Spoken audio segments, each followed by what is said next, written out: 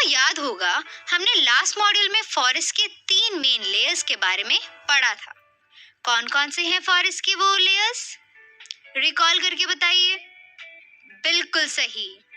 The 3 main layers of forest are canopy, understory and forest floor. ये जो different layers of vegetation है, वो animals, birds और insects को फूड और शेल्टर प्रोवाइड करते हैं। Different layers of vegetation provide food and shelter for animals, birds and insects. हमने डिस्कस किया था कि फॉरेस्ट फ्लोर कवर्ड होता है with a layer of dead and decaying leaves, fruits, seeds, twigs and small worms. आपको पता है, ये जो फॉरेस्ट फ्लोर में डिकेइंग मैटर होता है, वो मॉइस्ट और वार्म होता है, यानी गीला और गर्म होता है। The decaying matter is moist and warm. ये इसलिए क्योंकि डिकेइंग के प्रोसेस में हीट रिलीज होता है, इसी वजह से डिकेइंग मैटर वार्म होता है।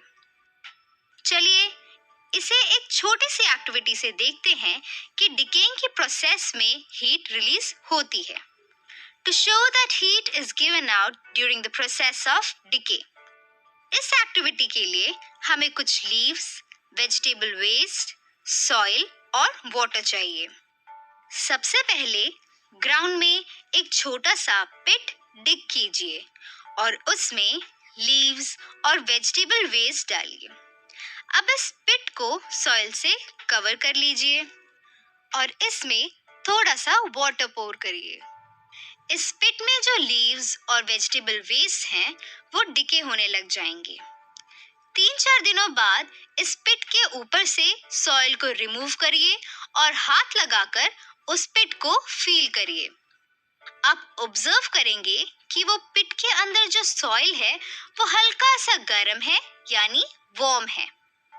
That is, the pit feels warm inside the soil. इस एक्टिविटी से हम क्या कंक्लूड कर सकते हैं? इस एक्टिविटी से हम ये कंक्लूड कर सकते हैं कि heat is given out during the process of decay. चलिए अब नेक्स्ट टॉपिक के बारे में पढ़ते हैं। नेक्स्ट टॉपिक है इम्पोर्टेंस ऑफ फॉरेस्ट, यानी फॉरेस्ट के इम्पोर्टेंस के बारे में हम पढ़ेंगे। फॉरेस्ट से हमें कई सारी चीजें मिलते हैं जिनकी हमें जरूरत होती है, जैसे would, rubber, food, oxygen etcetera. सिर्फ यही नहीं, फॉरेस्ट एनवायरमेंटल बैलेंस को मेंटेन करने में एक बहुत इंपॉर्टेंट रोल भी प्ले करते हैं। Forests provide us many things we need. Besides, they play a very important role in maintaining the environmental balance. चलिए डिटेल में समझते हैं कि फॉरेस्ट हमारे लिए कैसे इंपॉर्टेंट है। First importance, forest a source of would. आपको पता है फॉरेस्ट में कई सारी वैरायटी के ट्रीज ग्रो होते हैं, जैसे साल, टीक, शीशम, रोजवुड एक्सेट्रा, और इन ट्रीज से हमें वुड मिलता है। A variety of wood growing in the forest like teak, शीशम, rosewood and sal are the sources of wood. Would के कई सारे यूजेस हैं, जैसे जो गुड क्वालिटी वुड होता है, वो यूज किया जाता है to make furnitures, boards, sports goods and houses के कंस्ट्रक्शन के लिए। Good quality wood is used to make furnitures, boards, sports goods and for constructing houses. Wood को कई घरों में खाना बनाने में भी यूज किया जाता है एज अ फ्यूल और फायरवुड। कई विलेजेस में आपने देखा होगा कि अभी भी खाना स्टोव्स में नहीं बल्कि चूल्हों पर बनाया जाता है और इन चूल्हों में वुड को जलाकर खाना बनाते हैं। Wood is used as a fuel और firewood in many households for cooking food. आपको पता है वुड को पेपर के प्रोडक्शन के लिए भी यूज किया जाता है, यानी अल्टीमेटली वुड यूज किया जाता है for making books, magazines and newspapers. Wood is also used for the production of paper that is used for making books, magazines and newspapers. चलिए फॉरेस्ट का सेकेंड इंपॉर्टेंस पढ़ते हैं. Forest a source of variety of products.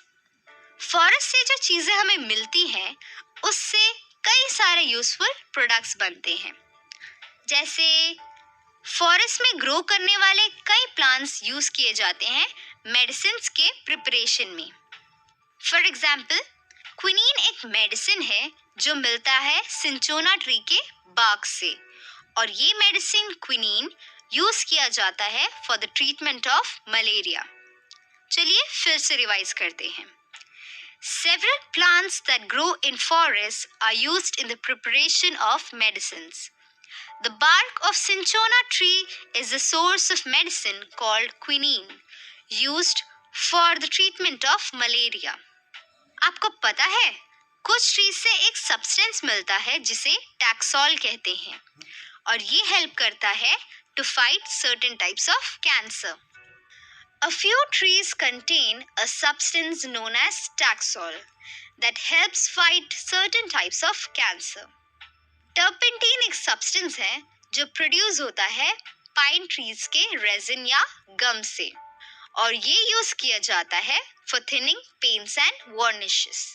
टर्पेंटीन which is produced from resin or gum of pine trees is used for thinning paints and varnishes. कुछ useful products जैसे rubber मिलता है rubber tree से, और गम मिलता है गम ट्री से, लाइक बबूल और kikar. Rubber comes from rubber trees and gum trees yield gum. कुछ ट्रीज जैसे यूकैलिप्टस और सैंडलवुड से ऑयल एक्सट्रैक्ट करते हैं, और ये ऑयल यूज किया जाता है डाइज और परफ्यूम्स बनाने में. The oil extracted from trees like eucalyptus and sandalwood is used to make dyes and perfumes. चलिए थर्ड इम्पोर्टेंस के बारे में देखते हैं. थर्ड इम्पोर्टेंस है forest prevent soil erosion. Soil erosion क्या होता है? किसी रीजन से जब ऊपर का फर्टाइल सॉइल रिमूव होता है विंड, रेन या रनिंग वाटर से, उसे सॉइल इरोजन कहते हैं. So what is soil erosion? The removal of top fertile soil from a region by wind, rain और running water is called soil erosion.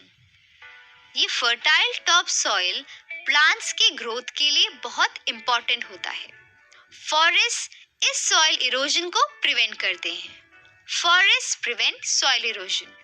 पर forest ये करते कैसे हैं?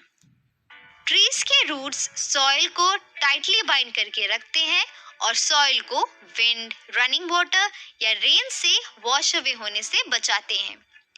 और इसी तरह से ट्रीज या फॉरेस्ट सॉइल इरोजन प्रिवेंट करते हैं, यानी सॉइल के कंजर्वेशन में हेल्प करते हैं. आपने सोचा है ट्रीज ना होने पर धीरे धीरे सॉइल वॉश अवे हो जाता है और वहां प्लांट्स ग्रो नहीं कर पाएंगे, यानी वो लैंड बंजर बन जाएगा. Let's revise it again. The roots of trees bind the soil and save it from being washed away by water or rain or blown away by the wind. Thus, forests prevent soil erosion and help in the conservation of soil.